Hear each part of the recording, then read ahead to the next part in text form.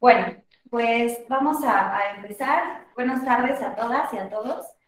El día de hoy vamos a estar platicando, es un tiempo muy breve, pero bueno, ya como les comentaba el maestro Cristian, posteriormente se dará inicio a un curso como mucho más amplio al respecto. Hoy vamos a hablar de manera como muy concreta sobre las secuelas psicológicas de la tortura. Y para esto vamos a abordarlo como en ciertas partes, ¿no?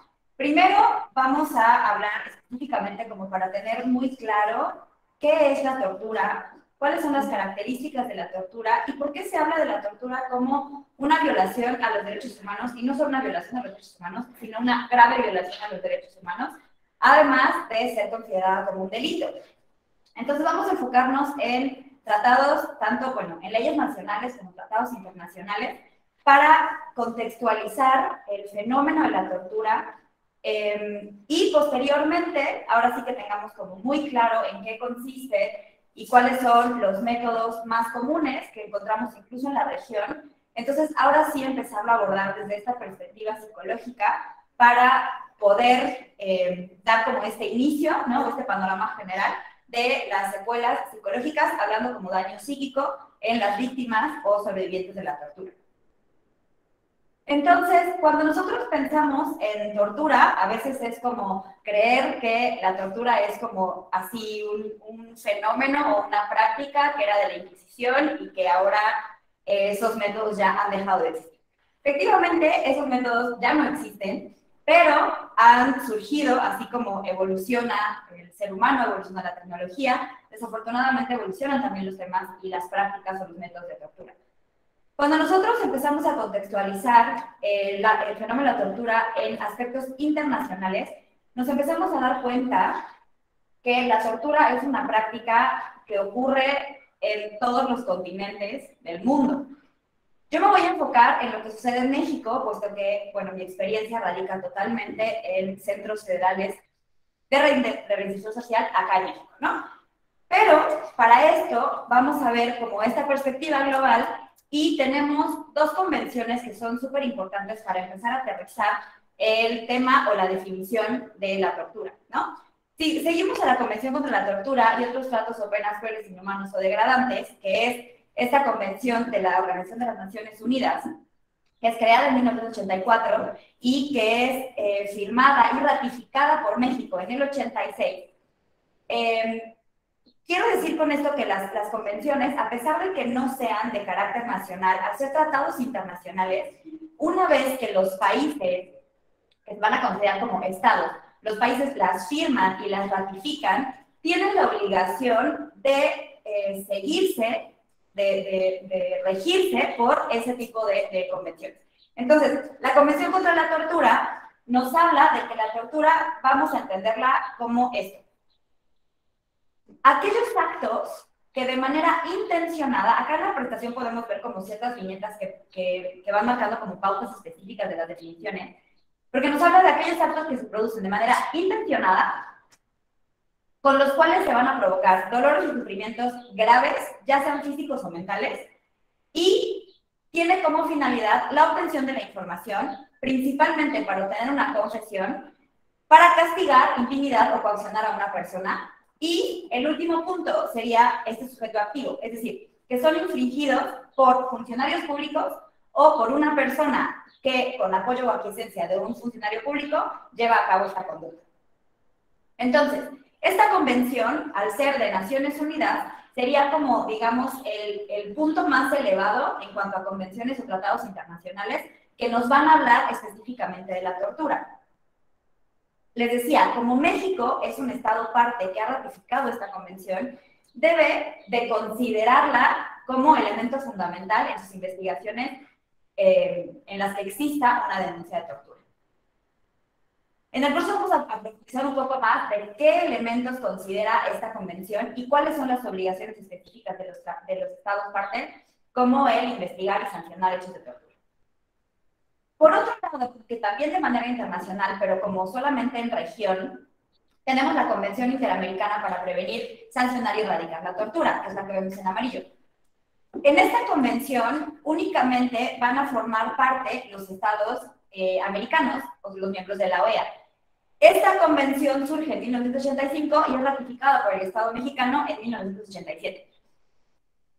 Acá es un poco, bueno, no sé a ustedes, pero cuando nosotros pensamos así como, bueno, hablar de tortura y de defender a las personas, de que no sean torturadas y que en el caso de que lo sean, el Estado tenga la obligación de investigar los hechos, hablar del 86 y del 87 me parece como muy reciente, ¿no? Entonces, hay algunas diferencias que resultan sumamente interesantes entre lo que define la Convención de la ONU y la Convención Interamericana en relación a la tortura. La base fundamental, digamos que es, como decíamos, la de la ONU, y a partir de esta, entonces, la Convención Interamericana propone una definición un tanto diferente. Vamos a analizar un poco estas diferencias. También la Convención Interamericana dice que la tortura van a ser todos estos actos que de manera intencionada provoquen dolores o sufrimientos físicos o mentales. ¿Cuál es la primera diferencia que apreciamos acá? La cuestión de la gravedad. Mientras que para la ONU, los dolores o sufrimientos físicos o mentales tienen que ser graves, la Convención Interamericana elimina esta cuestión de la gravedad y resulta importante por muchas razones. Pero una de estas sería, es como, bueno, yo les preguntaría, ¿cómo determinaríamos la gravedad de un sufrimiento físico o mental en una persona? Es decir, lo que para una persona puede ser sumamente grave, para otra puede ser que no lo sea tanto, ¿no? Entonces, si nosotros establecemos para un criterio incluso legal que se tenga que comprobar que el sufrimiento fue de una gravedad considerable, entonces nos vamos a topar, ¿no?, con ciertos frenos o con ciertas trabas al probar la existencia de los hechos de tortura. Entonces, cuando eliminamos la situación de la gravedad, nos vuelve un poquito más flexible y nos acompaña un poco más incluso del elemento de los derechos humanos, ¿sale? Porque el hecho de que yo tenga que determinar qué tan grave o no resultó un sufrimiento para una persona solamente para decir que efectivamente se cometió un delito, pues sería como prácticamente violentar sus propios derechos humanos. En cuanto al fin de la tortura que pone la Convención Interamericana, que sugiere la Convención Interamericana, tiene que ver también con el hecho de la investigación criminal como medio intimidatorio, como castigo personal, como medida preventiva o como pena o cualquier otro fin. Fíjense cómo aquí nuevamente la Convención Interamericana nos hace como mucho más amplio el fin o la finalidad de la tortura. Mientras que en uno solamente tiene que ver con la obtención de la información y el castigo o la intimidación, la Convención Interamericana aporta un elemento fundamental que tiene que ver con la investigación criminal. ¿Por qué es un elemento fundamental? Porque desafortunadamente, al menos en nuestro país, al menos en México y otros países de Latinoamérica, se ha sustituido, y esto lo pongo por supuesto entre comillas, porque se ha sustituido la investigación criminal por la práctica de la tortura. Entonces, es como, no hacemos investigación criminal, nos ahorramos muchísimo tiempo, torturamos gente, obtenemos confesiones y de esta forma damos el mensaje, obviamente totalmente falso, a la ciudadanía, a la sociedad, de que estamos luchando como Estado contra la violencia, con la inseguridad, etcétera, etcétera. Entonces, cuando se agrega esta parte de el fin también de la tortura es hacer investigación criminal, o prácticamente sería como suplir la investigación criminal, o hacer como que investigamos cuando en realidad no lo estamos haciendo. Y además, se agrega esta cuestión como de la pena, ¿no? La pena o cualquier otro fin. Si bien esta frase de cualquier otro fin pues nos deja como N cantidad de puertas abiertas, también nos ayuda a tratar de encuadrar diferentes hechos que pudieran ser como más difícilmente encuadrados en la tortura y que aún así pudieran ser considerados como tal. Otro punto que resulta muy interesante en la Convención Interamericana es que nos dice que va a ser también esta aplicación a una persona de métodos tendientes a anular la personalidad de la víctima. Cuando pensamos en anular la personalidad, tendríamos que entender como, bueno, ¿qué va a ser la personalidad? Como todos estos rasgos, ¿no?, que nos definen como personas, que nos hacen únicos, que nos generan nuestros comportamientos, nuestros pensamientos, ideas, etc. Entonces, cuando los métodos de tortura o cuando las prácticas de la tortura son tendientes a anular la personalidad del sujeto o disminuir su capacidad física y mental, están haciendo que la persona prácticamente quede desestructurada de lo que solía ser o de lo que sería como de manera general a alguien que es no otra persona en el sentido estricto, sino una persona que carece de las capacidades o las habilidades básicas que posee de manera regular, ya sea para defenderse o para generar procesos cognitivos, por ejemplo, el pensamiento, atención, memoria, etc. Entonces, cuando estas prácticas anulan la personalidad de la víctima, aunque no causen dolores o sufrimientos, también pueden ser considerados como tortura. En cuanto a las personas que cometen el delito de tortura, también vamos a hablar en la Convención Interamericana de los funcionarios públicos o personas con instigación de los funcionarios. Esto a lo que nos lleva es que, como les decía hace ratito, la tortura se va a entender como violación a derechos humanos y en este caso, además, se va a considerar entonces como un crimen, pero es un crimen de Estado. Entonces, nuestra ley, que ahorita voy a pasar a ella, también habla del delito de la tortura cometido por particulares y de repente queda un poco lugar a dudas porque suelen preguntar como de, bueno, pero por ejemplo, si secuestraron a alguien y los secuestradores tuvieron como actos violentos con la víctima, ¿pudieran ser considerados tortura? Y entonces de manera mediática se consideraría que sí, ¿no? O sea, que tienen la víctima una huella o secuelas de tortura física, por ejemplo. Pero en realidad, cuando nosotros hablamos de la práctica de la tortura, estamos hablando de la responsabilidad del Estado ante su práctica, ante incluso la perpetuación de esta práctica. Podemos identificar, por ejemplo, en la Relatoría de Naciones Unidas, cuando hay miembros específicos por ciertos comités, que también vamos a ampliar un poco más en momentos futuros. Cuando se hace la visita al Estado mexicano para hacer la documentación de los hechos de tortura, el relator en aquel entonces, Juan Méndez, muestra al Estado mexicano y le dice que la tortura es una práctica generalizada en el país. ¿Qué quiere decir esto? Que se realizaba constantemente de manera similar y que había como un patrón en estas investigaciones o pseudo-investigaciones criminales para la obtención y lo que fue llamado como la fábrica de culpables en México. Entonces, en este tipo de prácticas estamos hablando de que es un crimen en el que hay participación del Estado. Dentro de las convenciones, tanto de la ONU como la Convención Interamericana, se insta a los estados a que cada uno de estos genere leyes con la finalidad de plantear de manera legal y de manera objetiva la investigación y la sanción de los hechos o de las prácticas de la tortura. En México, o sea, fíjense, hasta el 2017, surge en el Diario Oficial de la Federación, se publica en el Diario Oficial de la Federación, la Ley General para Prevenir, Investigar y Sancionar la Tortura y otros tratos o penas crueles, inhumanos o degradantes. Fíjense cómo hablamos, pareciera de dos cosas diferentes. Hay una a veces grande, disputa entre lo que es constitutivo de tortura y lo que representaría otros tratos o penas crueles, inhumanos o degradantes. Parece que la disputa está prácticamente en la gravedad de los hechos, que si pasan como una línea que pareciera casi como invisible entre un hecho y otro, entonces va a escalar de un maltrato o un trato cruel a la tortura, ¿no?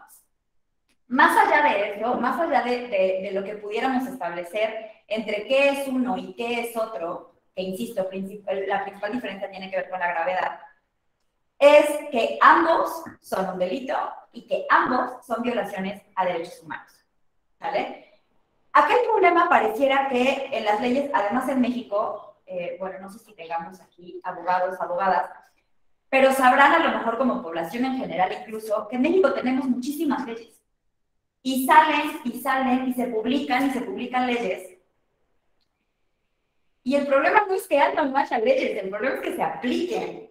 y que se hagan de manera consciente. Entonces, más que pelearnos por esas diferencias, tendríamos que empezar a establecer que cuando una persona, por ejemplo, en su detención, se habla de que la mayor parte o la mayoría de casos de tortura se dan en los momentos de la detención.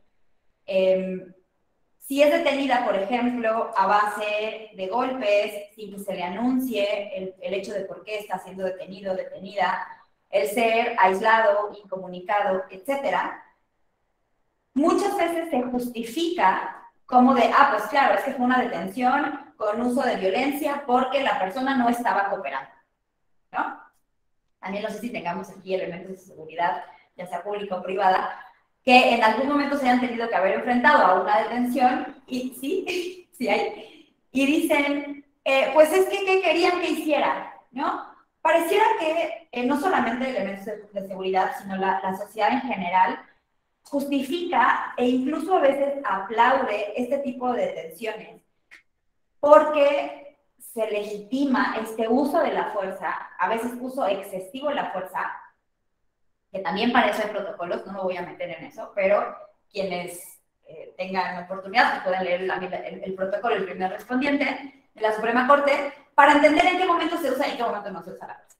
Y además, una cosa es la detención con uso necesario de la fuerza y otra es una vez que el sujeto ya está detenido y está reducido, digamos, en su movilidad, en su posibilidad de escapar y demás, que se practiquen este tipo de hechos, otra vez, con la finalidad y con toda la intención de provocar un dolor.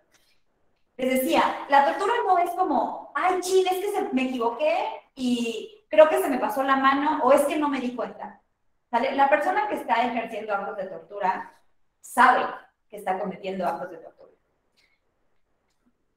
No me quiero tampoco arriesgar a decir y con toda la voluntad y el deseo psíquico de llevarlo a cabo, pero también si nos vamos a otra parte, incluso he platicado con algunos elementos de seguridad que me dicen, pues es que recibo órdenes, ¿no? Entonces, recuerden, ¿por qué? Porque es el funcionario público.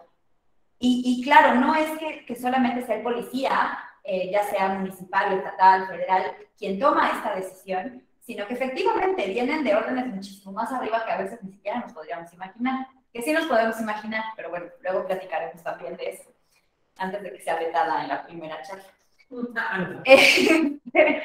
Entonces, bueno, a partir de esto, les decía, surge en México esta Ley General para prevenir, investigar y sancionar la tortura y otros plazos penas sobre nuevos degradantes. Y aquí solamente resalto 4 puntos. Evidentemente la ley es mucho más amplia que esto, pero bueno, no es un curso de la ley. Pero básicamente lo que nos aporta esta ley, en la cual se debe basar, chequen, es una ley general, por lo tanto, aplica para todos los estados de la República, a nivel federal, y lo que nos exige y demanda esta ley es, 1, la prohibición absoluta de la tortura. Y no sé si nos queda claro la parte de absoluta, pero absoluta es total, radical, o sea, no hay ninguna justificación en la cual se pueda establecer la tortura. El derecho internacional de los derechos humanos incluso nos habla de esta prohibición absoluta de la tortura, en la que nos dice que ninguna persona podrá ser sometida a hechos de tortura o a actos de tortura, independientemente de las condiciones en las que se encuentre en su país o independientemente de las condiciones en las que se encuentre la persona. ¿Qué es esto? Ni en guerra, ni en lucha del terrorismo, ni en la lucha contra el narcotráfico. Y menciono esta última porque precisamente, como un dato interesante, paréntesis, es que cuando en México estaba este sexenio de la lucha contra el narcotráfico, se incrementaron radicalmente el número de detenciones a nivel federal de personas acusadas o vinculadas, evidentemente, al crimen organizado, que fueron torturadas para mostrar que esta guerra estaba siendo sumamente fructífera. Entonces, cuando se empiezan a destapar este tipo de datos y del número impresionante de personas que eran torturadas, pues claro que se quiere como justificar nuevamente y decir, bueno, pero es que son las peores personas del mundo, era el capo de capos, era el sicario, era el narcotraficante más peligroso del mundo, o al menos de México, y entonces es como si se quisiera tapar esa violación, argumentando qué clase de persona era la víctima o sobreviviente de la tortura.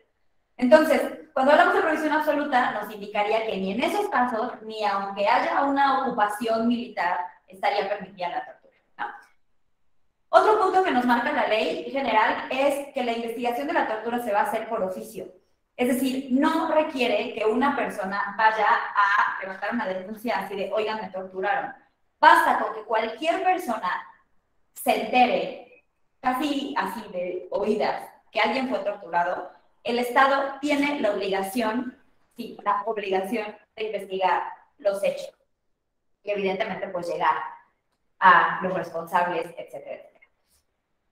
El tercer punto que resalto mucho de esta ley es que el hecho de tortura no prescribe.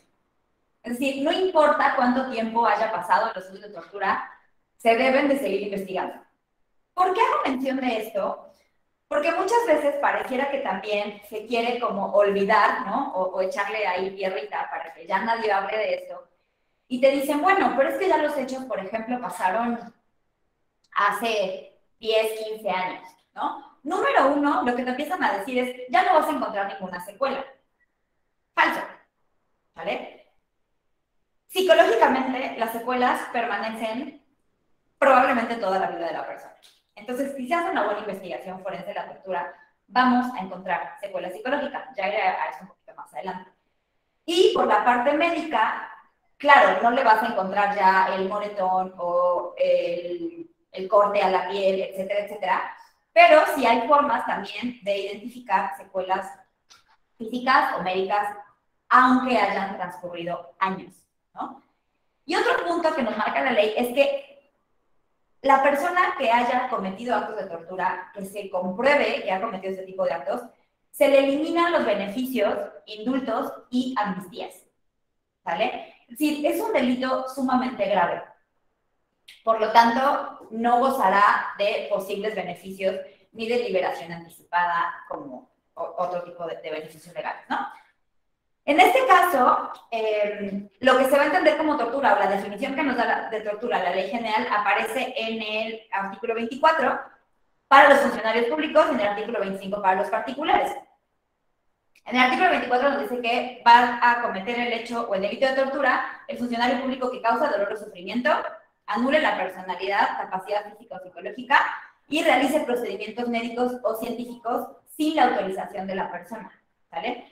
Fíjense cómo acá está muy apegada a la definición que nos daba la Convención Interamericana, ¿sale? Porque nos habla de los dolores o sufrimientos, no nos marca específicamente la gravedad, nos habla de la anulación de la personalidad, de esta capacidad física o psicológica a pesar de que no cause un dolor o sufrimiento grave, y además la realización de procedimientos médicos o científicos. Por ejemplo, hay personas a las que se les suministran medicamentos sin siquiera preguntarles, ¿no? Si son alérgicos a alguna sustancia o se les practican intervenciones de cualquier tipo como experimentos o con el simple deseo de provocar estos dolores o sufrimientos, ¿no? Y en el caso del 25, les decía, habla de los particulares, pero nuevamente se hace mención, que es bien importante, con el apoyo, conocimiento o aquiescencia del funcionario público, ¿sale? En cualquiera de los grados de participación que se hablan en el artículo anterior, ¿no? O sea, que causen dolores o sufrimientos, etc.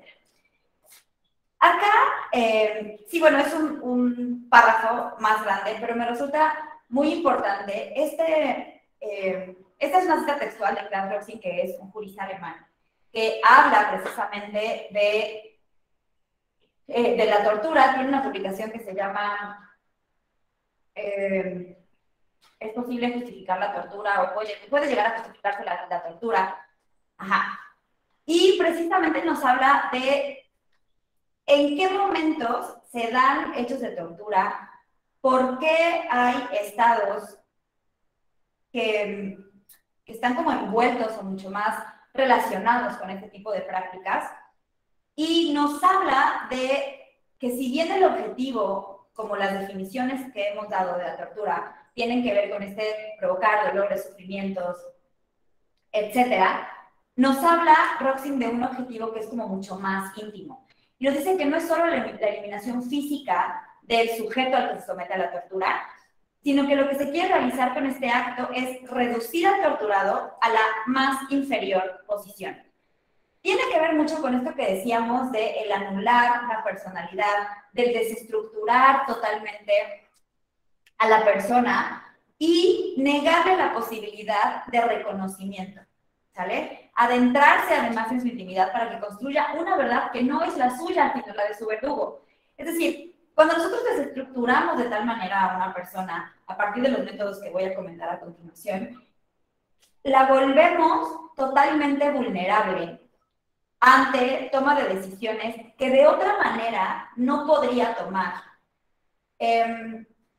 Por ejemplo, en la práctica, cuando se hacen este tipo de entrevistas con sobrevivientes de la tortura, la mayoría de las veces se identifica que, por ejemplo, cuando se obtuvo una confesión o la firma de una declaración previamente armada, por supuesto, sin que se les diera la posibilidad de leerla, y se les pregunta por qué es que llegaron a firmar, muchas veces no es específicamente por el dolor físico que ya sea insoportable, que sí lo es, pero además entendamos que dentro del proceso de la tortura, cuando este es por un periodo sumamente prolongado, llega a haber incluso lo que conocemos en psicología como una despersonalización. Se le ha llamado también como esta fuga de tu cuerpo, ¿no? En la que de alguna manera el cuerpo físico deja de experimentar este dolor o deja de estar consciente de este dolor, pero la parte psíquica es la que se está como, digamos, desmoronando de alguna manera. Y por eso les digo que vuelve totalmente vulnerable la persona. Entonces, ellos terminan diciendo que firmaron porque tenían mucho miedo de que eso que les estaba ocurriendo, por ejemplo, les pasara a sus familias. Es la forma en la que ellos se encuentran de que todo ese tormento termine, ¿no? Entonces, en este objetivo íntimo, por eso hablamos de que se construya una verdad que no es la suya, sino la de su verdugo, y nos habla de que la intención no es la de agredir el cuerpo como tal de la persona, sino utilizarlo como un instrumento. Es decir, el cuerpo físico solo sirve para recibir el dolor, ¿no? Y para ingresar a esa frontera del sujeto, que es totalmente inmaterial o imperceptible, que es lo que conocemos como el fuero interno, para perseguir una conducta determinada que vulnere el sustento de la lealtad del ser humano que la sufre. Sí, la persona deja de ser leal a sí mismo para ser leal a la demanda y a la exigencia de otra persona, es decir, de los torturadores, principalmente hablaremos en otros momentos de quiénes son los torturadores, ¿no? No en esta charla, sino en el curso que tendremos después, ¿no? Entonces, cuando hablamos de todos estos actos que están desestructurando a la persona, que le están volviendo mucho más vulnerable, que están anulando su personalidad, hablamos de los tipos de tortura, ¿no? De manera general, y sí, sumamente general, hablamos de dos tipos de tortura, pero pareciera que se pudieran como clasificar así de manera como muy apartada, pero en realidad no solamente son los tipos, sino que dentro de esta perspectiva hablamos como en un entretejido de las causas y de las consecuencias. Es decir, una tortura psicológica es causa, pero también es consecuencia, ¿no? Entonces, acá en estos cuadritos, en los cuadritos verdes tenemos la tortura física, que estoy mencionando solamente unos métodos como muy específicos, pero la verdad es que hay muchos más, muchos más. Yo les menciono aquí al menos los que, o con los que yo en la práctica me he topado más seguido, ¿no? ¿Cuáles serían los métodos de tortura física más comunes? De entrada, los golpes. Y con los golpes sucede algo bien interesante, porque generalmente se comienza con esto, es la forma en la que se empieza a reducir a la persona, ¿no? Cuando alguien de repente, de la nada, empieza a golpearte, pues claro, tú caes como en esta confusión, no sabes qué está pasando, además se genera el dolor físico, la angustia, etcétera, etcétera. Los golpes pueden ser tan variados como se les pueda ocurrir, ¿no? Pueden ser golpes con las manos, golpes con los puños, con armas, patadas, etcétera, etcétera. Y en diferentes partes del cuerpo, por supuesto. Otros de los métodos que se ocupan mucho es la asfixia y el ahogamiento. La asfixia y el ahogamiento, que por ejemplo la asfixia se da principalmente con bolsas plásticas. Y el ahogamiento, hay dos formas más comunes. Una que es la conocida como el submarino, en la que lo hemos visto incluso en películas, en las que se sumerge a la persona en un recipiente con agua, o el chifón o el semiahogamiento, en el que es como la imagen que hemos puesto en la portada, en la que se le pone a una persona cubriéndole nariz y boca con un trapo o alguna tela y se le va echando agua de manera, pues como si echaran en una jarrita, ¿no? Y eso pues evidentemente produce que el agua ingrese por los orificios nasales y bucales, mientras además suelen ser golpeados en el estómago para que toda esa agua realmente les ingrese al cuerpo. Entonces, estos dos métodos pueden ser combinados. Perdón el sarcasmo que voy a utilizar, pero dependerá de la creatividad del torturador. Y otra es, por ejemplo, una vez que los cuerpos suelen estar mojados, complementan con descargas eléctricas. Entonces, hay otros, les repito, como varios métodos físicos que provocan estos dolores en el cuerpo como tal, que las prácticas también, les decía, van evolucionando. Por ejemplo, cuando entra en vigor lo que no entiendo por qué, pero se sigue llamando un nuevo sistema de justicia, que digo, de nuevo ya no tiene casi nada, ¿no? Pero cuando entra el sistema acusatorio, en el que realmente las audiencias pues, son públicas, existe la presencia de un juez, etcétera, etcétera, a mí me decían, bueno, pero es que entonces cuando entre este sistema, o ahora que haya este sistema, porque ahora ya que está completo este sistema, y así dependiendo del tiempo, ya no hay tortura, o ya no va a haber tortura, porque inmediatamente se va a presentar a la persona ante un juez, y entonces ahí va a poder decir, y no van a poder presentarlo todo golpeado como antes que se presentaba ante el Ministerio Público, que también tenemos casos en los que los mismos ministerios públicos presenciaban o facilitaban los hechos de tortura. Y la realidad es que los métodos van cambiando, ¿no? Se trata de no dejar marcas, se trata de no dejar lesiones. Hay una práctica muy común en la que envuelven a las personas en cobijas, los hacen como un rollito, como un taquito, y así los golpean. Entonces, pues claro, al momento de que no se toca directamente la piel con nada, pues no se dejan estas marcas, ¿no? Pero eso no implica que no se esté generando un daño, ¿no?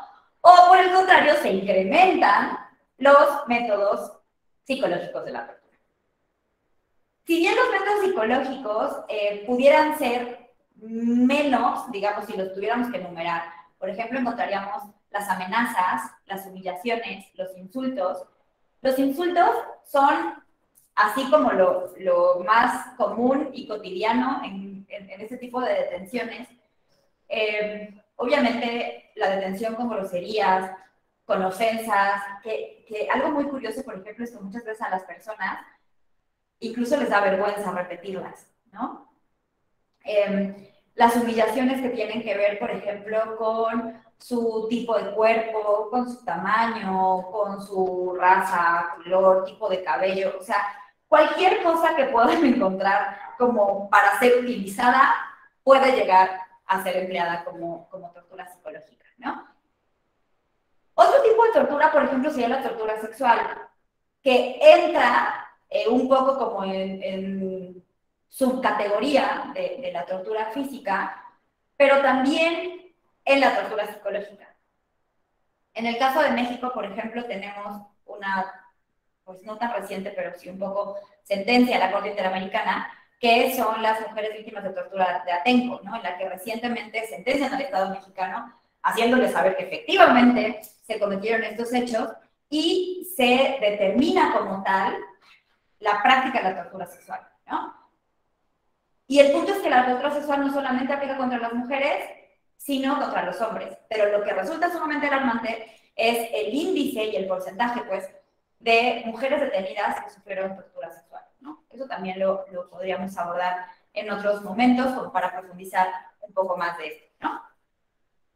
Y bueno, ya que creo que hemos centrado como en esta ya contextualización como muy clara, o podríamos tener muy claro hasta ahora qué es lo que compone la tortura, qué características tiene, qué maneras tiene de manifestarse. Pues bueno, vamos ahora sí, ya para ir cerrando y entrar a esta ronda de preguntas también, con la parte de las secuelas. Cuando hablamos de secuelas psicológicas, evidentemente, de manera como muy técnica, tal vez, estaríamos hablando prácticamente de lo que en psicología forense se conocería como el daño psíquico, ¿no? Que tiene que ver con lesiones psíquicas y con secuelas emocionales.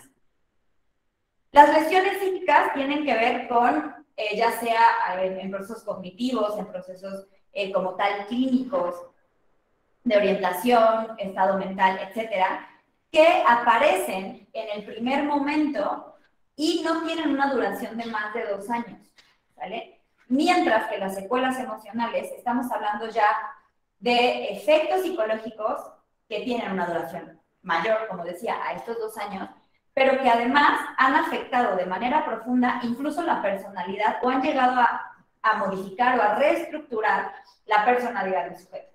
¿A qué voy con esto? Que una persona que tenía como rasgos centrales ciertas características, ahora las ha perdido o incluso las ha modificado de un extremo a otro, ¿no? Entonces, algunas de estas secuelas que les menciono en este cuadrito son tomadas del Protocolo de Estambul. El Protocolo de Estambul es el manual para la investigación y documentación eficaz de tortura y otros tratos o crueles penas inhumanas o degradantes, crueles, inhumanos o degradantes, perdón. Y nos habla como de características que de manera mundial, ¿no?, se han encontrado como este tipo de consecuencias psicológicas. ¿Cuál es el punto acá? Que en ocasiones se trata de encuadrar como de una manera muy básica, ¿no?, a cuestiones clínicas. Es decir, pareciera que se quisiera poner en consideración que si no tienes un trastorno, ya sea reconocido por el DSM o por la CIE, entonces no tendrías una secuela, ¿sale? Acá un poco la intención, incluso desde esta perspectiva de derechos humanos, es que no solamente se considere las secuelas o consecuencias psicológicas aquello que podamos diagnosticar como un trastorno psicológico psiquiátrico, ¿sale? El mismo protocolo nos habla de que el hecho de que haya ausencia de algún tipo de trastorno o de alguna sintomatología diagnosticable no significa o no le resta valor a la denuncia de tortura que está haciendo la persona. Y esto es muy importante, porque como cuando, por ejemplo, como psicólogos, se nos solicita una intervención en un juicio que tiene que ver con una denuncia de hechos de tortura, a veces pareciera que los jueces lo que quieren escuchar de nosotros es: tiene trastorno de estrés postraumático y se correlaciona de manera directa con los hechos de tortura. Y si no es así, entonces el sujeto está mintiendo, es una denuncia falsa y las alegaciones de tortura no tienen que ser consideradas. ¿Por qué? Porque al Estado no le conviene que se sepa que se está torturando a la gente en el país, ¿no? Entonces, tenemos que tener súper claro como psicólogas que la ausencia de psicopatología o la ausencia de un criterio diagnóstico específico en sobrevivencia de tortura no elimina jamás la credibilidad de una denuncia de tortura. Eso es así como casi lo que quisiera que se llevaran de esto, porque vamos a profundizar también mucho más. Pero dices, bueno, pues ya, si soy psicóloga y conozco de esto, bueno, pues a lo mejor me voy a permitir identificar este tipo de secuelas, ¿no? ¿Cuáles serían, de manera, digamos, más común, aquellas apariciones clínicas que podríamos encontrar en sobrevivencia de la tortura? Una la acabo de mencionar, ¿no? El trastorno por estrés postraumático, o a lo mejor no un trastorno, pero sí estrés postraumático. Esto sí les puedo decir que la mayoría de víctimas o la mayoría de sobrevivientes lo presentan. ¿De qué manera?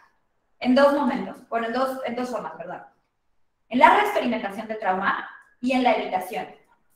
Es decir, son personas que constantemente, ya sea a partir de sueños o a partir de experiencias que pueden ser similares a los hechos que sobrevivieron previamente, ellos vuelvan a sentir esas sensaciones que experimentaron durante el momento de la tortura, vuelvan a sentir pánico, les presenten, por ejemplo, taquicardia, sudoración excesiva, o un temor intenso en el que ellos mismos no pueden explicarse el por qué. Les pongo un ejemplo. En los centros de reinserción social, por ejemplo, cada determinado tiempo se hacen estas revisiones, ¿no?, a las estancias.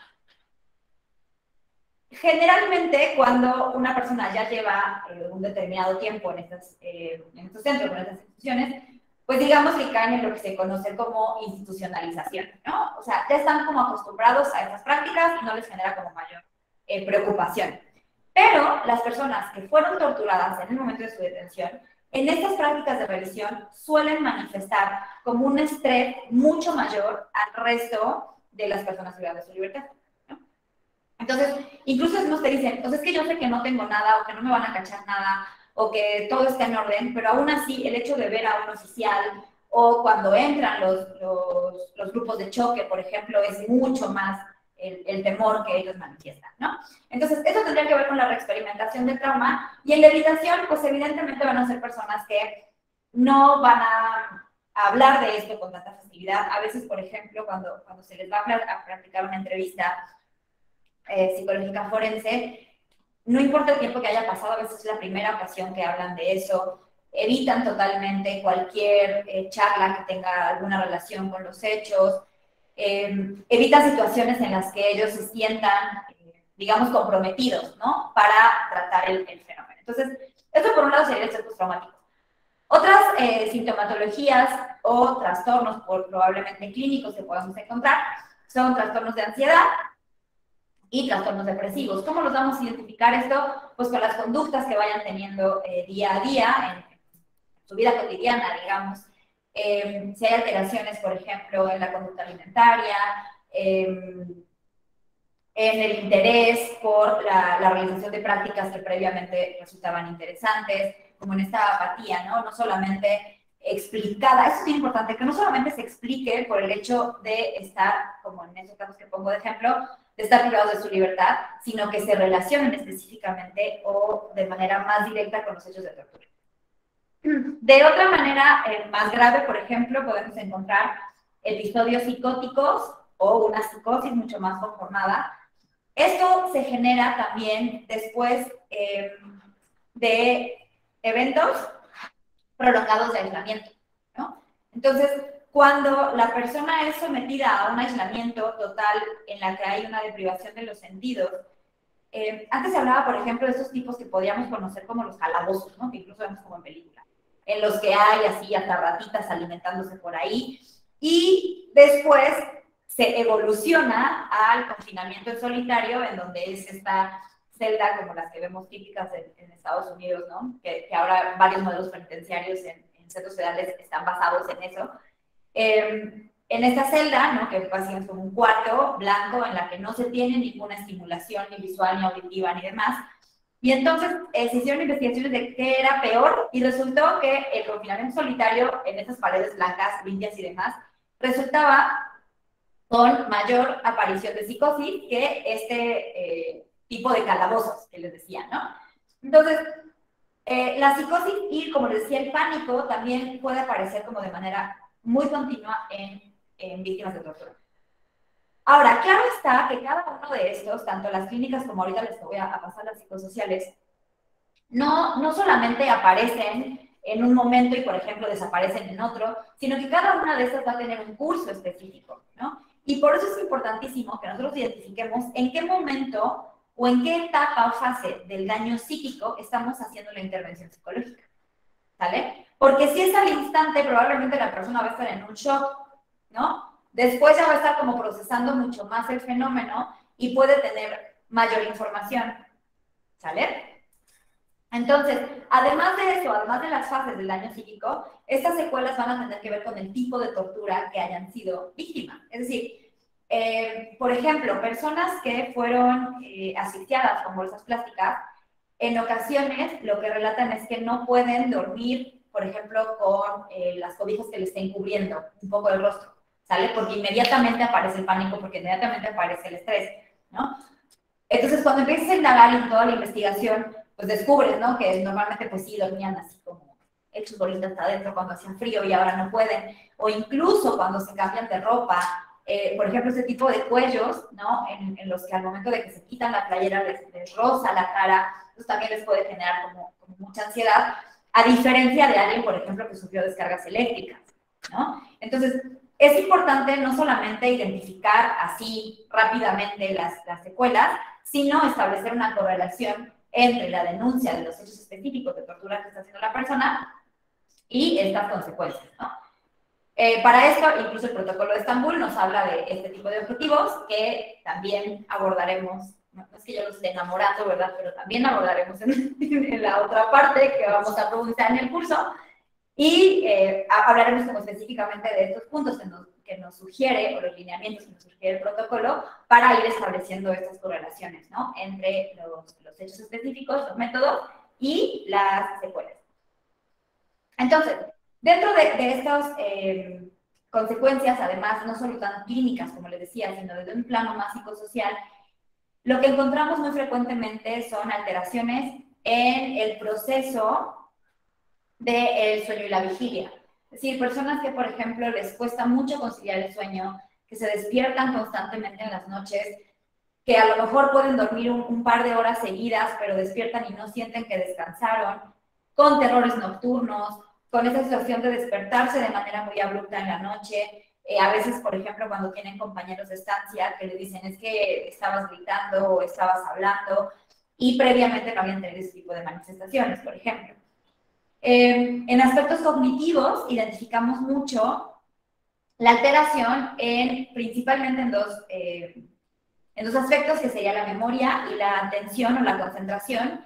Por ejemplo, si les gusta leer y van leyendo un párrafo y ya se les fue la onda y de repente tienen que volver, o están en una plática y otra vez como que se pierde su atención de manera muy, muy fácil, ¿no?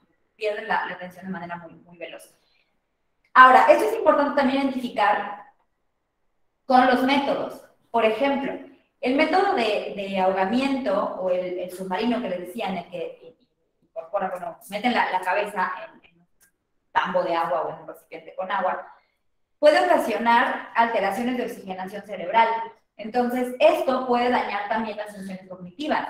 Entonces, si tú estás identificando que tiene o padeció, te describió ese método de tortura y ahora tiene alteraciones en la memoria, pero ojo, no solo en la memoria de los hechos, porque muchas veces también para restar la credibilidad a las denuncias, te dicen, ah, pues es que no se acuerda, es que no tiene bien, por ejemplo, los datos de las personas que lo detuvieron, o no tiene las características físicas, o no tiene sensación clara del tiempo. Pues no. O sea, claramente que hay pérdida de la memoria de los hechos, porque la persona, por ejemplo, estuvo privada de la visión.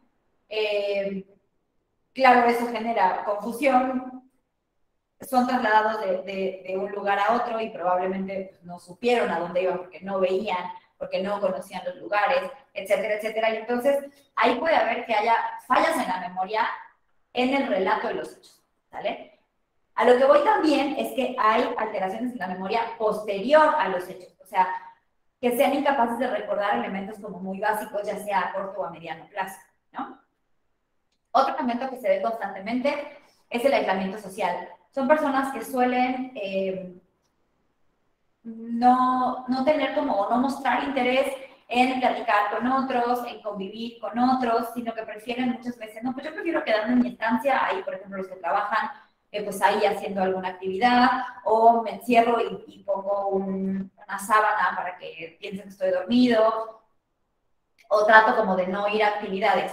¿Cuál es el problema? Por ejemplo, si son personas privadas de su libertad, cuando se hagan las evaluaciones van a salir totalmente desfavorables porque van a decir que las personas no quieren participar y que no se están involucrando en actividades y eso les resta, digamos, puntos a su reinserción, ¿no? También hablaremos de esto.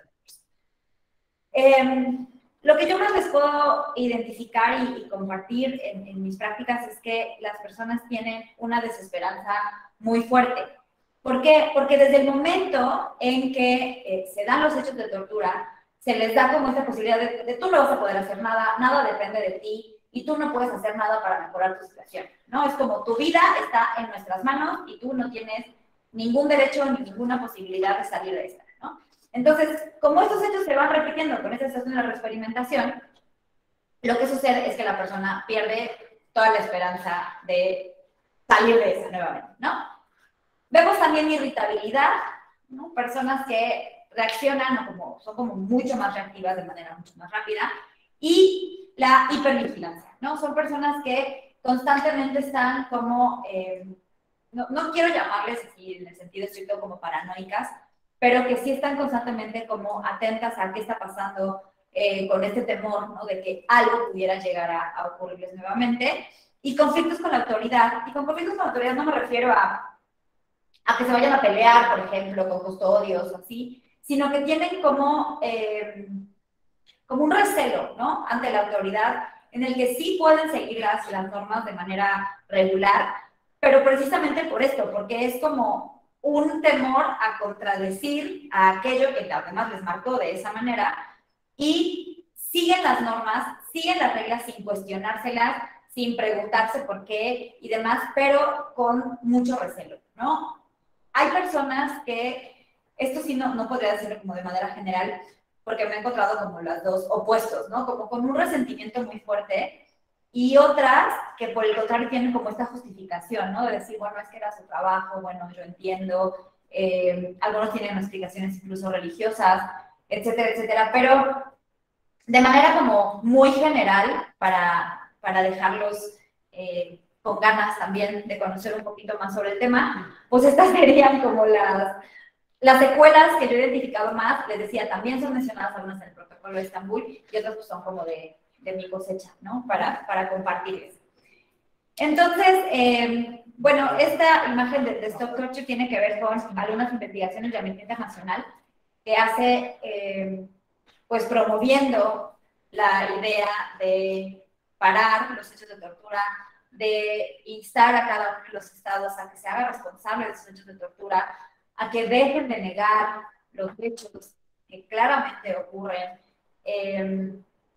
Otro punto que vamos a trabajar es algunas estadísticas que hace la ENPOL, que es la Encuesta Nacional de Personas Privadas de su Libertad, que publicaron, bueno, la más reciente es del año 2021, en la que nos habla de bajo qué condiciones se hacen las detenciones en México, el porcentaje de personas que alega haber sido golpeada durante su detención, y cómo a partir ya de datos duros, el Estado no puede seguir fingiendo que estos hechos no ocurren y que son invenciones de organizaciones de derechos humanos, ¿no? Entonces, bueno, pues muchas gracias por su atención. Yo acá les dejo el contacto, y bueno, de todas maneras acá con el equipo Eureka pueden contactar lo que necesiten, y estaremos al pendiente también de sus preguntas. Vamos a abrir ese espacio pues para tratar de ir resolviendo. Pues me pongo aquí al lado de ti para presentarme. Bueno, ya me conocen, pero algunos. Ya eres famoso. No, nos vemos. Pero, mucho gusto que estén aquí en esta conferencia. Honestamente, creo que no me veo, pero aquí ando. No, sin ningún problema. Sí me gustaría comenzar con la sesión de preguntas y respuestas. Yo creo que es un tema que se presta para muchas cosas, y a mí sí me gustaría abrir la pregunta particular sobre el tema de tortura con algo que está ocurriendo coyunturalmente, creo que en América Latina, particularmente en El Salvador. Ajá. Es visto y difundido por diferentes medios de comunicación, por redes de derechos humanos, por organizaciones de los derechos humanos, por organizaciones internacionales de diferente índole, lo que ocurre en El Salvador: las detenciones arbitrarias, la persecución contra grupos llamados mareros o pandilleros, incluso un estado de excepción, y esta parte de las penas, inclusive bajo el principio de, bueno, varios principios de derechos humanos, de proporcionalidad de la pena, se consideran pues excesivas, ¿no? Por ejemplo, si perteneces a un grupo marero, ya por esa razón tienes 30 años de prisión ganados. Entonces, la tortura se está dando en diferentes sentidos, pero es la forma en que el gobierno de El Salvador está emprendiendo una batalla que inclusive bajó la tasa de homicidios de 40 a 0, de 40 diarios a 0 en los últimos 15 días y la detención de más de 13,000 pandilleros en los últimos 15 días. Pero hay una reducción de la tasa de homicidios por parte de estos grupos. ¿Qué se opina respecto a estas políticas? Perdón, es lo que dejo y sigo comentando. Muy bueno, es que, a ver, podemos pensar que efectivamente está funcionando, ¿no? Prácticamente es como decir, esto funciona, y entonces al Estado nuevamente le conviene. Y, te digo, ese dato no lo tenía, de 40 a 0 me parece, wow, o sea, es casi magia, ¿no? Pero fíjate que entonces si le vendemos a la sociedad, no solamente a El Salvador, sino a la sociedad de Latinoamérica, que la forma en la que se está enfrentando a estas personas, a estas pandillas, a estos delincuentes, porque, claro, esta etiqueta, ¿no?, que se les pone, también ayuda a justificar el hecho, otra vez, no significa que no se estén violentando sus derechos humanos. O sea, ¿de qué manera se están haciendo las detenciones? ¿De qué manera está haciendo la persecución contra ese tipo de personas? Y a mí lo que me preocupa mucho siempre de esto es lo que te decía, es esta justificación de los hechos como en pro o a favor de una seguridad nacional, ¿no? Un caso importante, por ejemplo, de derechos internacionales, de los derechos humanos, dicen que, bueno, no se considerará tortura todos aquellos actos que tengan que ver específicamente con el cumplimiento de una sanción o de una pena legal, ¿no? Es decir, o sea, si yo te detengo, te esposo, aunque las esposas te dejen marcas, te esposo, te presento ante la autoridad competente, y de ahí la ley dice que tienes que ser privado de tu libertad porque cometiste un delito, eso ya no es una tortura, ¿no? Y a lo mejor eso, de todas maneras, ayudaría a disminuir esta tasa de homicidios y el índice de violencia en un país, ¿no? Pero no se está llevando a actos de tortura. Entonces, el punto es que cuando sí se hacen, por muy beneficiosa que ésta sea, no puede permitirse. O sea, mi opinión siempre va a ser como totalmente rechazar este tipo de acciones, aunque, insisto, no sé, de manera mediática y de manera sociopolítica, muestren que de alguna manera en realidad está siendo beneficioso, benéfico. Sí. Excelente. Bueno, pues tenemos otra pregunta, algunos comentarios casi de buenas tardes. Me parece que también nos siguen de Latinoamérica, de Nicaragua, me parece, y de El Salvador. Y bueno, vamos a hacer la segunda pregunta por parte de Rubén Blanca. Él dice, ¿cómo se define la tortura psicológica y cómo demostrarla en el caso del protocolo de Estambul? Gracias. Bueno, la tortura psicológica tendría que ver de manera como muy general de esta forma en la que se va a provocar, ya otra vez ya habíamos dicho, el dolor o sufrimiento, tratando de desestructurar la mente, ¿no? O sea, no se está dañando al cuerpo físico, sino se está dañando a la mente. Por eso hablábamos de que las mayores prácticas de tortura psicológica son las amenazas o las humillaciones, en las que, si bien no se está teniendo un contacto directo con el cuerpo, se está tratando de romper, ¿no?, esta seguridad, se está tratando de disminuir la autoestima de la persona, de desbalancear su autoconcepto y, como decía, ponerlo a merced de la toma de decisiones de otros, ¿no? Y que no sea una característica o una determinación propia, ¿no? ¿Cómo se demuestra en un juicio? Principalmente lo que tenemos es, bueno, una que va a ser la entrevista directamente con la persona que está haciendo la denuncia, y a partir de los hechos que están relatando, se va, como les decía hace ratito, se va como correlacionando, ¿no? Los métodos con las secuelas, los dichos con las prácticas comunes. Es como toda una integración de información, ¿no?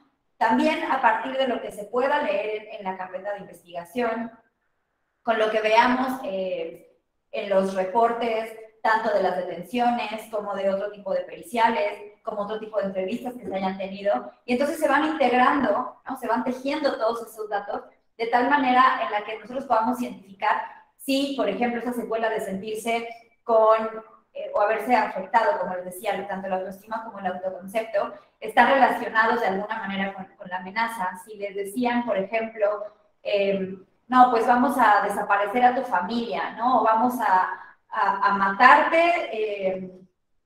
Hubo un caso muy sonado, no ustedes a lo mejor conocerán, estas prácticas de crimen organizado que se les conoce como las narcomantas, ¿no? Y entonces era una zona específica del país donde precisamente en esas últimas semanas se habían encontrado cuerpos con narcomantas, y entonces una de las amenazas que se hacían era que iban a ejecutarlo y a dejar su cuerpo en tal zona con tal imagen para que se llegara a pensar que era además un miembro de determinado cártel. Entonces, en este tipo estamos hablando de tortura psicológica, que además, digamos que es coincidente este tipo de amenazas con los hechos que de por sí estaban sucediendo en ese periodo, en esa región del país, ¿no? Entonces, de esa forma se van tratando de comprobar que sufrió como tal de una tortura psicológica. Y porque les decía, además, las prácticas de tortura psicológica son tanto causa como efecto, ¿no? O sea, hay investigaciones que nos dicen que realmente las amenazas lo que van dejando es como todo este tipo de inseguridades posteriores, y entonces al momento de hacer la evaluación psicológica, pues puedes ir como uniendo, ¿no? Les decía, como tejiendo este tipo de hechos con las consecuencias. Perfecto. Hay otras dos preguntas. La siguiente es por Talía Ramos.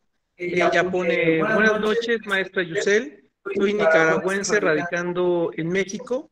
Me llama la atención, permítanme tanto porque me llama la atención que varios países, incluso que se denominan democráticos, omiten los acuerdos y tratados internacionales, pero desde las revueltas que se han visto desde el 2018 en mi país y se ha visto en los presos políticos, ¿qué opina al respecto?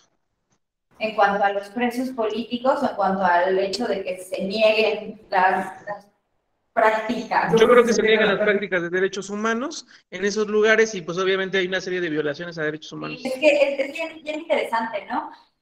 Es como el hecho de que el país firme o ratifique una convención, como les decía al principio, lo hace responsable de seguir esas prácticas. Entonces pareciera que determinados países, principalmente en Latinoamérica, se cuelgan, perdón por la forma en la que lo voy a decir, pero es como si se colgaran esas medallitas, ¿no? De que estamos formando, somos estados parte de ese tipo de convenciones, pero la realidad es que tras bambalinas, en las prácticas específicas de los estados, no se llevan a cabo. Ahora, ¿qué pasa, por ejemplo, la Comisión Interamericana de Derechos Humanos, ¿no? La Comisión Interamericana de Derechos Humanos lo que va a hacer cuando se dé el conocimiento de un hecho violatorio de derechos es hacer recomendaciones.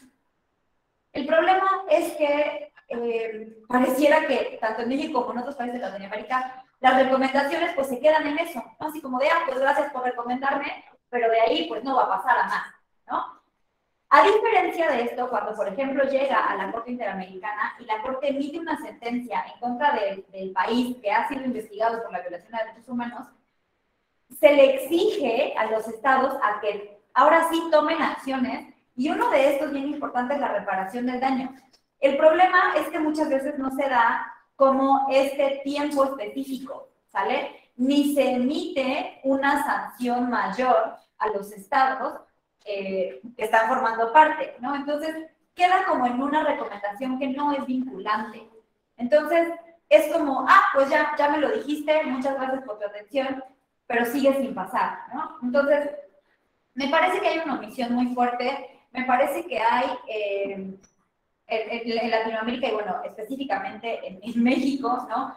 El nivel de corrupción también es tan elevado y la situación socioeconómica, política y demás que tenemos en nuestros países, pues también como que nos sobrepasa, ¿no? Entonces sigue permitiendo que este tipo de prácticas se den y sigue facilitando que las prácticas se oculten. Entonces, yo lo veo casi como un círculo vicioso o como una bolita de nieve, ¿no? Porque empieza y va creciendo y va creciendo y va creciendo desde esta región, ¿no? Como desde esta postura política firme en negar ese tipo de hechos, en que, por ejemplo, las personas que intentan hablar de esto o que empiezan a hablar o a dar información al respecto, pues son calladas, ¿no? Y por eso precisamente me parece que hablabas acerca de los presos políticos, porque justo es a partir de esto en lo que se empieza a silenciar a la gente, ¿no? Y entonces no solamente se marca este silenciamiento específico de manera individual a la persona, sino que se manda un mensaje comunitario o un mensaje social que va mucho más amplio, como para advertirles al resto de la sociedad de que pues no confronte o no se enfrente a este tipo de prácticas, ¿no? De reclamos políticos. Entonces, pues sí, me parece que el tema de que queden recomendaciones pues tampoco beneficia, ¿no? A este tipo de, no sé, de enfrentar como las soluciones ante este problema. Perfecto. Pasemos a la siguiente pregunta. Hay varias, pero bueno, también el límite son 5. Ya si habrá más preguntas en el curso, pues se puedan expresar sin ningún problema. Pero vamos a darle lectura a las últimas 3, ¿me parece? Y bueno, con esas concluimos. Buenas noches, es Fernanda Romero. Buenas noches a todos. Yo tengo una pregunta. En un suceso bélico como el actual, ¿cómo se manejaría un proceso de mejoría en las secuelas psicológicas? No refiere que suceso bélico, puede ser el de Ucrania, puede ser, o no sé, pero repito, ¿cómo se manejaría un proceso de mejoría en las secuelas psicológicas? Ir a eventos bélicos, ¿verdad? Pero una vez que los tenemos así, no sé, o sea, las secuelas psicológicas en cualquier tipo de evento traumático, pues se puede dar un acompañamiento psicológico a las víctimas, ya sea desde el primer momento como en una contención, en un acompañamiento de intervención en crisis o en un acompañamiento posterior, ¿no? Es decir, de manera como muy general, pues de esta forma se da este seguimiento a las prácticas que están padeciendo las víctimas y no solamente se entendería de mejor manera qué es lo que están experimentando, sino que se podría atacar este tipo de secuelas. El problema de los eventos bélicos es que también la duración y la intensidad o la gravedad, ¿no?, de los hechos a los que están expuestas las personas, pues son demasiados, o sea, tiene mucho tiempo en lo que son expuestos y las características de los actos son también como sumamente violentas o sumamente fuertes, ¿no? Entonces creo que, bueno, yo aquí lo que recomendaría en primera instancia sería, por ejemplo, atender a las infancias, ¿no? Porque ahí es donde vamos a ver los efectos, no solamente en el momento, sino estos efectos a largo plazo, ¿no? Eso como en cuestión de efectos bélicos en general, como mencionabas, usted no hace una mención específica a hechos de tortura como en la investigación de estos eventos bélicos, pero bueno, si fuera así, pues también recordar que el derecho internacional de derechos humanos también prohíbe las prácticas aún en situaciones de guerra, ¿no? Perfecto. La siguiente pregunta de Yamilet Tobón dice, una pregunta, ¿cuáles son los tipos de tortura basada en ritos y religiones? Si es así como puede intervenir el gobierno, puesto que esos temas muchas veces suelen ser delicados, más los relacionados con la religión. De tortura que tienen que ver con violar, por ejemplo, algunas prácticas o costumbres religiosas, o otro que es muy específico, que es la ruptura de un tabú sexual, por ejemplo, también. Y son unos que también dejan un impacto muy fuerte en las personas. Por ejemplo, en el protocolo de Estambul, uno de los ejemplos que se habla al respecto es en la población musulmana, y que una de las prácticas de tortura es que les quiten la barba, ¿no? Y entonces, justamente por eso al principio yo hablaba de esa situación de la gravedad. Si a una persona aquí en México o en Latinoamérica, al momento de que están llevando a cabo las prácticas de tortura, le rasuran la barba, puede ser que esté afectando otra vez, ¿no?, su concepto, su autoimagen, etcétera, pero no está violando, no está rompiendo esta creencia que además es sumamente arraigada en cuestión religiosa. Entonces, sí también hay prácticas que tienen que ver con esto, por ejemplo, o hacer que le escupan al libro sagrado, independientemente de la religión que ésta sea, que también sabemos que para algunas religiones sus libros sagrados son mucho más sagrados que para otras, ¿no? Pero bueno, o sea, sí tiene mucho que ver esta práctica, y lo que les decía también del tabú sexual, que se rompe también muchas veces en aspectos entre culturales y también rozan un poco la parte religiosa. Entonces, claro, los gobiernos de cada uno de los países, porque les recuerdo que les decía, ¿no? La tortura no viene desde esta escala más baja, digamos, de los policías, sino de elementos como mucho más arriba que me parecen como la mente maestra un poco de estas prácticas, que conocen las creencias, que conocen específicamente las prácticas, y a partir de este conocimiento, entonces, se utiliza para romper o violar con estas,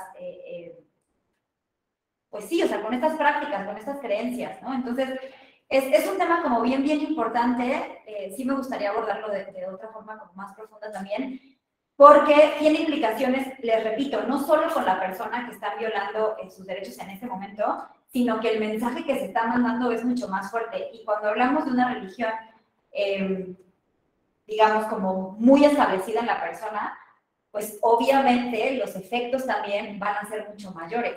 Y entonces también en las evaluaciones psicológicas hay que identificar el contexto. Hay una parte que es precisamente el análisis de contexto, en los que ahí vamos a identificar si efectivamente hubo un sufrimiento a causa de una práctica que fuera en contra de sus creencias religiosas, ¿no? Entonces, pues sí, a partir de este conocimiento, los gobiernos pues lo emplean para violar estos derechos. Muy bien, y pasamos a la última pregunta, que es de Melanie Calvillo Ruiz, que comenta, buenas noches, una pregunta, ¿usted considera que un criminólogo debería saber más de este tema y por qué? Sí, lo considero totalmente. Mira, no solo un criminólogo, creo que este tema es algo que debería de saber toda la sociedad civil, ¿no? En algunas encuestas que se hicieron en la última década, la verdad es que no les digo el año porque no lo recuerdo, pero se le preguntaba a la población si ellos tenían miedo de ser detenidos y por qué, ¿no? O sea, no gente que anduviera haciendo acciones ilícitas así, sino cualquier persona en general en el país. Y resultó que un muy elevado porcentaje de personas decían que tenían miedo de ser detenidas, no por el hecho de la detención o de los problemas legales a los que tuvieran que enfrentar, sino a los posibles malos tratos a los que fueran a enfrentarse. Entonces, cuando nosotros sabemos que estas prácticas existen, es, claro, no para entrar en pánico y alarmarnos todos y no salir de nuestra casa porque nos pueden llegar a torturar, pero sí que la gente efectivamente lo sepa, deberían de saberlo.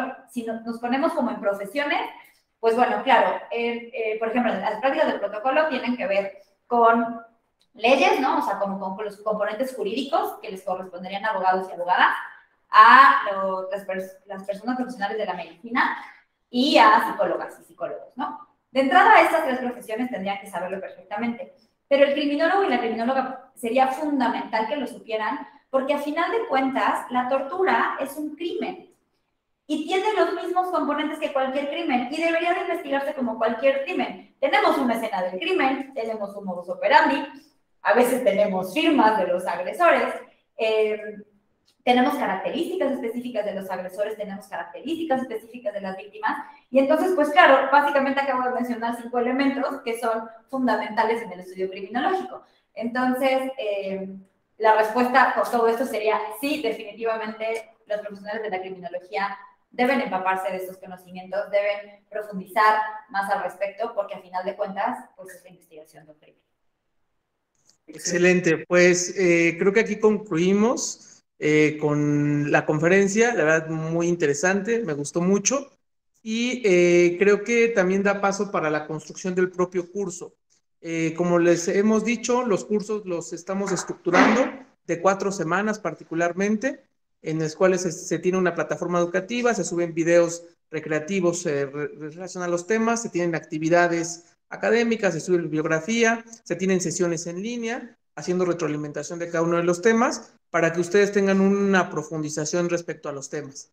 Entonces, creo que sí es importante que, pues, si les gustó, y yo considero que creo que sí les debe haber gustado la conferencia, pues, se les va a dar algunos descuentos por haber estado con nosotros en la conferencia.